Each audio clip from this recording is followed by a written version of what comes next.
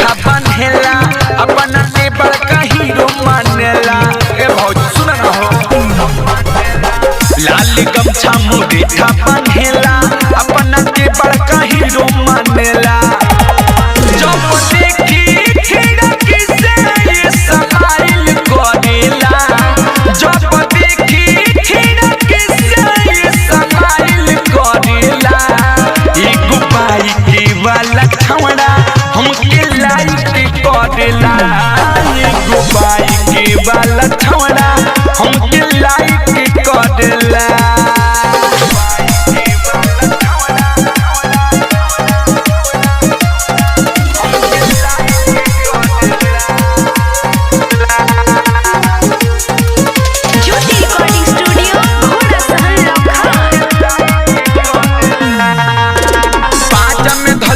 बात कहीं साची उजरे हछौड़ा भौजी उजरे अपाची। ए भौजी सुन ना हो, पाजा में धली कहियो बात कहीं साची उजरे हछौड़ा भौजी उजरे अपाची।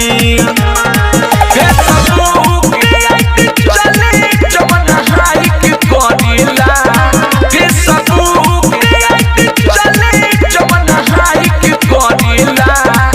एगो बाइक वाला छौड़ा हमके लाइक करेला, एगो बाइक वाला छौड़ा हमके लाइक करेला।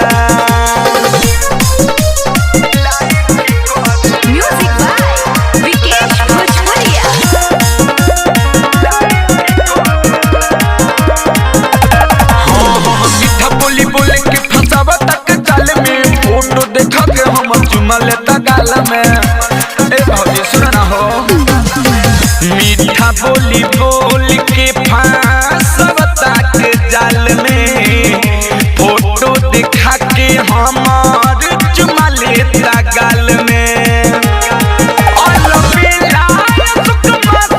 नंबर टाइप करेला,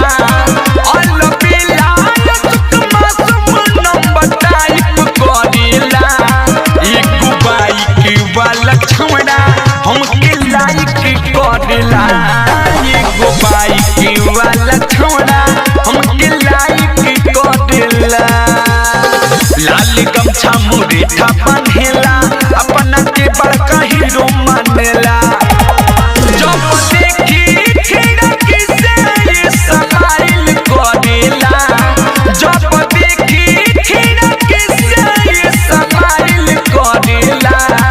एगो बाइक वाला छौड़ा हमके लाइक करेला, एगो बाइक वाला